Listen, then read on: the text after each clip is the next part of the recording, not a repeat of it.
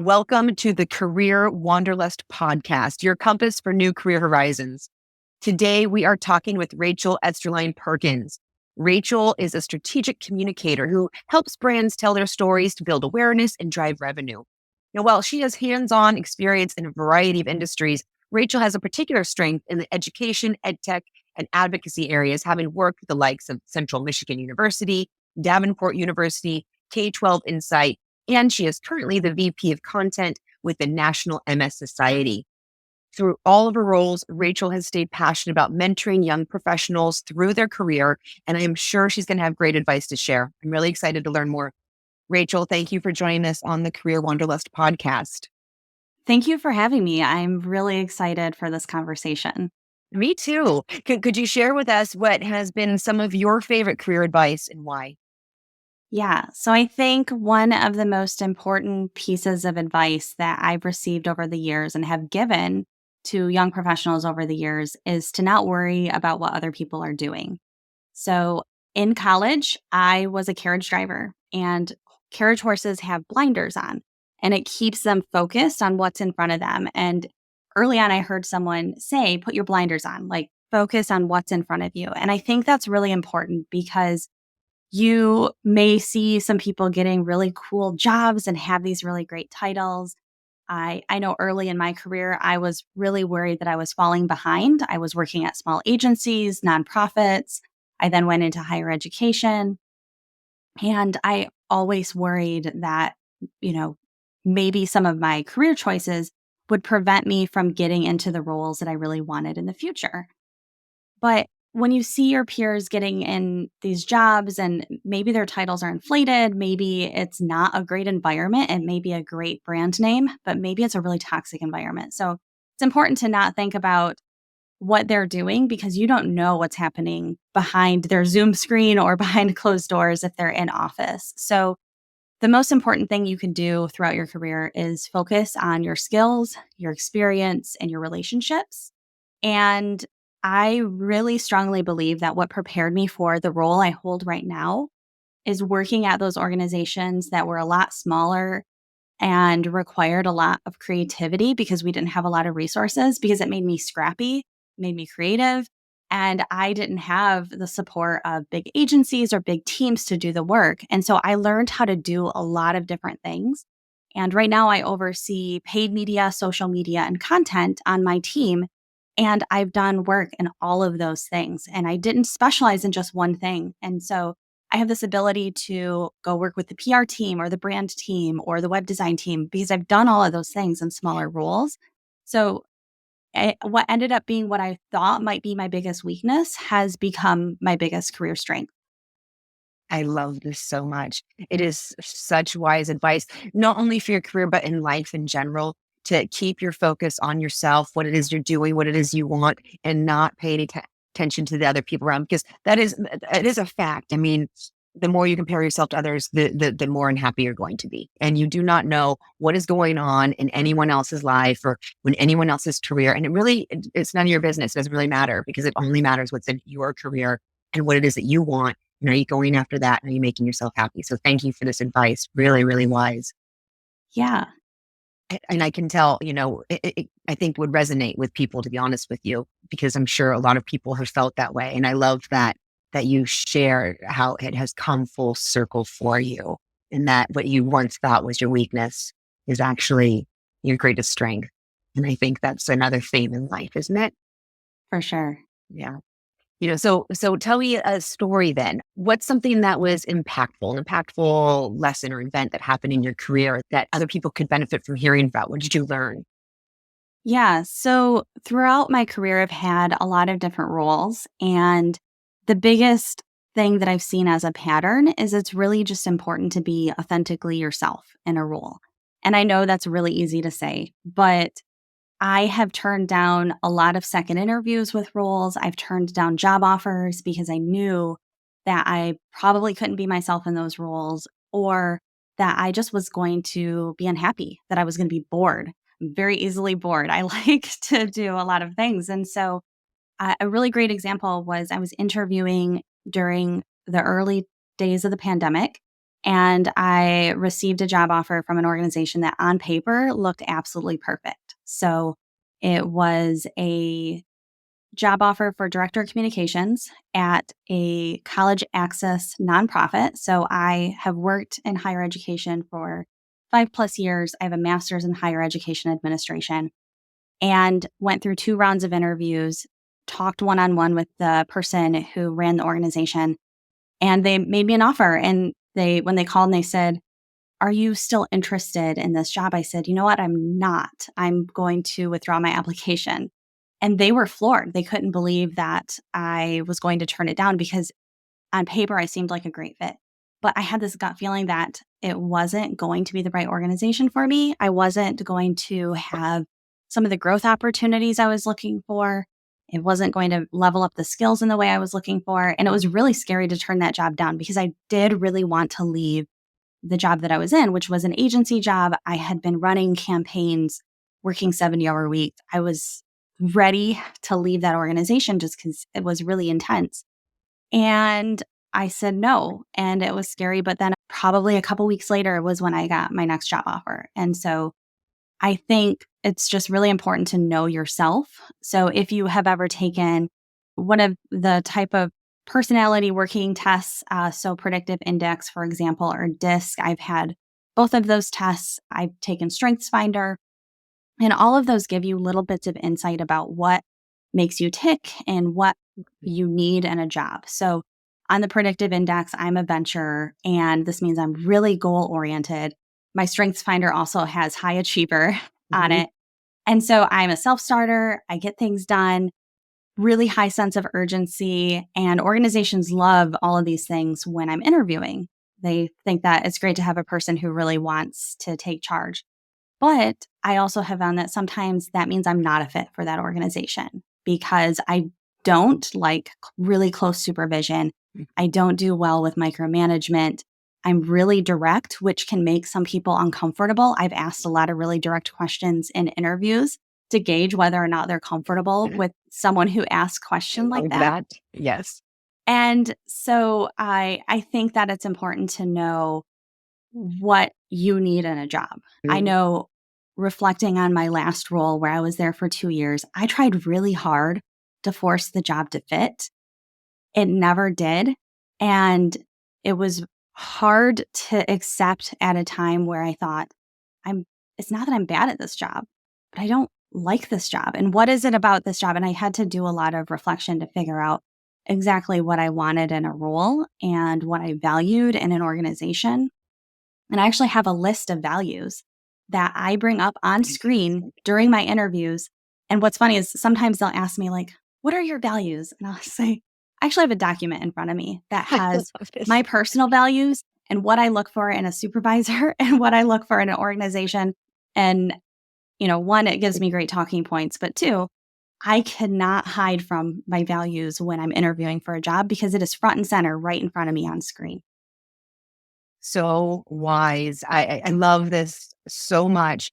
You're hitting two of the most important things for success in life, really. You have to know what you want. You have to know what it is that you want and get really clear on that. And that's exactly what you did. And you got really clear and you wrote it down. That's like magic. And two, self awareness. I mean, they've done studies and they've shown that the most successful people, the CEOs, what have you, the ones that are really successful, the most contributing trait overall is self-awareness, that they have the self-awareness. They know what works for them, what doesn't work for them, and you make adjustments and you find the other people that kind of fill the gaps. You find the right job, you find the right department, you know the type of manager that works for you. So really wise all around. And that's something that I hope other people will take away. Good self-awareness and know what you want. Yeah, self awareness is incredibly important. And I went through a 360-degree review at my last job, and it was one of the most valuable experiences in my career because the way it was formatted, you ranked yourself on some strengths and then on your areas of development, and had some comments on, where you thought you fell within each. And one of the things that we noticed when I got my results back were that I was very aware of the areas that I needed to develop. and also was hard on myself in some areas too. But I think people who are self-aware are really hard on themselves. So it's kind of a double-edged sword. It's really good for your career success, but you also have to figure out how to balance that, because I think it also can take over in a negative way. But the 360 review was really helpful because it gave me some opportunities to see what other people saw in me Mm, and helped me continue to shape myself as a leader within the organization and as even an individual contributor. that's great. And you gave some really great examples of different personality tests that people could take to learn more about them. Which ones are your favorite, would you say? So I think predictive index is one of my favorites. Hmm. It was spot on. I think DISC is really interesting as well. One that may be lesser known is motivation code. So I had purchased the book. There's a book called Motivation Code. And I think I'd purchased it right when it was coming out. So it included the full test. And so it ranks your motivations from top to bottom. And it doesn't mean that you're bad at the things that fall at the bottom. It just means that that's not what excites you. So my top one was called Achieve the Ideal, which totally makes sense for me because I am someone who's constantly trying to shape things to perfection, which I like to say I'm a recovering perfectionist. I'm not a perfectionist. But my my lowest score was in collaboration. And so it's not that I don't like to collaborate with other people. I love collaborating with really bright people. I love collaborating with my team, but it's not what drives me. It's not what motivates me. I have a lot of other things that motivate me and excite me. And if my job was only collaborating with others, then I might get eventually like a little burnt out. I think maybe also being an introvert, like I Hmm. might be like, I need some space. I like to collaborate, but then also take some time to think on my own, or vice versa, spend some time thinking on my own and then bringing the ideas to a team. So I think that can be a really interesting test to take to see what really drives you. And it's a pretty detailed test. You have to think of specific situations in your career and then reflect on them. So it takes a little bit of time to take, but it was really helpful just for me to see how I ranked in different areas and what that meant for me. And I even had my team take it at my last job, and we talked about what their strengths meant versus my strengths. And I think that that's where those types of tests can be really useful. So at my current role, we all take the strengths finder, and a lot of people will put their strengths right in their email signature, which is really helpful Yeah. because you know why maybe they are doing certain things, or you Hmm. know that they might prefer certain things. So people who score really high on input and they have that in their first five, I always try to make sure that I'm giving them opportunities to have some input. I score high on strategic, I score high in responsibility, I score really high as an achiever. And so, that gives me insight into myself as well of where my superpowers might lie. Thank you for sharing this because I mean, just incredibly helpful for anyone to learn more about themselves, but also like you're doing for yourself, implement it into your team so you can learn about each other, learn how to work better with each other and make sure that everyone's getting what they need. I think that's fantastic. Really fantastic suggestions. So could you tell us a little bit more about society? I mean, who are the type of people who do well at your company? What do you look for in your talent? Yeah. So I have recently been hiring for a few roles and am about to close a role really soon in terms of making an offer. And so this is really top of mind for me because I have just gone through a lot of applicants. I've been through a lot of interviews. And what I'm really looking for beyond skills and experience is really someone who has a growth mindset. So they're coachable, they're willing to listen and learn from their experiences. And then someone who can collaborate in a really complex matrix organization. So there are hundreds of people who work for the society, and I'm 6 months in. I still haven't met everyone. I'm still meeting new people. I'm still learning things every day. And so we need people who can do the work, but also can drive the work by using their skills, their soft skills. So I have a really great story that I like to tell about a candidate because I think sometimes people get stuck in the like, I don't have enough experience. I shouldn't apply for this job. Or just not thinking that they're qualified. And so at my last job, I was hiring a content specialist, and I had several candidates who had extensive writing experience. And I had one candidate who had been working as a teacher and freelancing on the side to really build her portfolio. So I had interviewed these three people. They're my three finalists. I gave them a writing assignment, which was fairly easy. It was fairly straightforward. So I had conducted an interview with our head of research and had written already several blog posts from that transcript. So if they dug really deep, they actually could find stuff that we'd already written.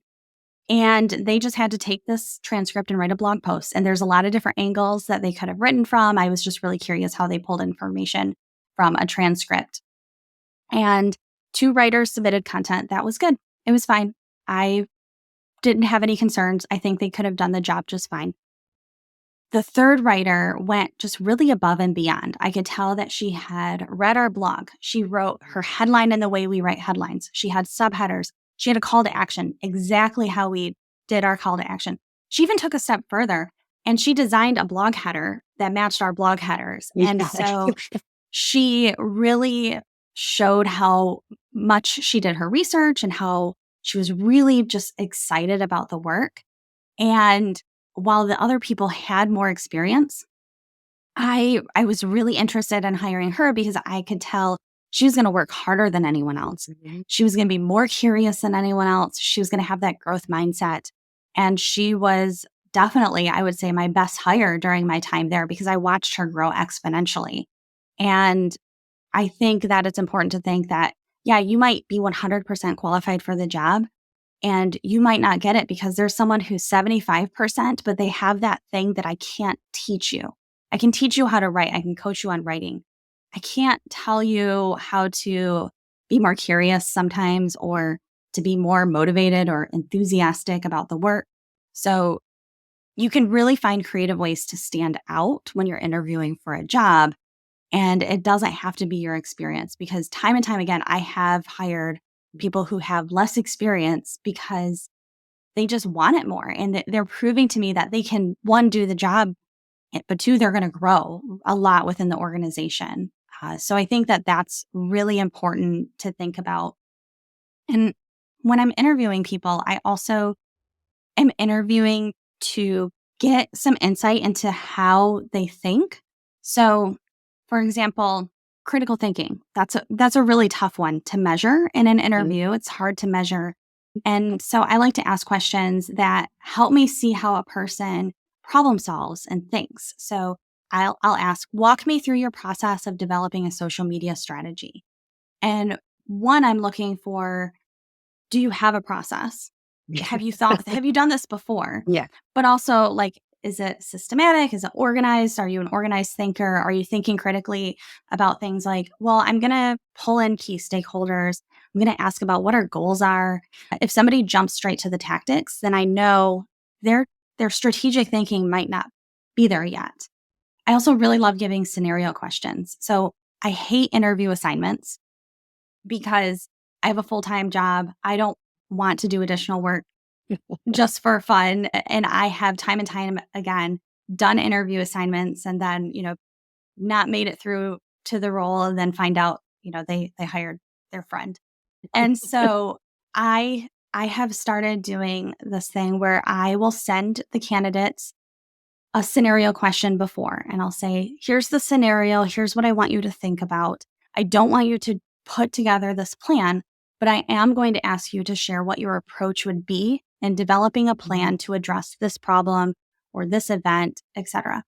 And so that has been such a great opportunity for me to see how somebody thinks when they're not put on the spot, because not everybody's a good thinker right on the spot.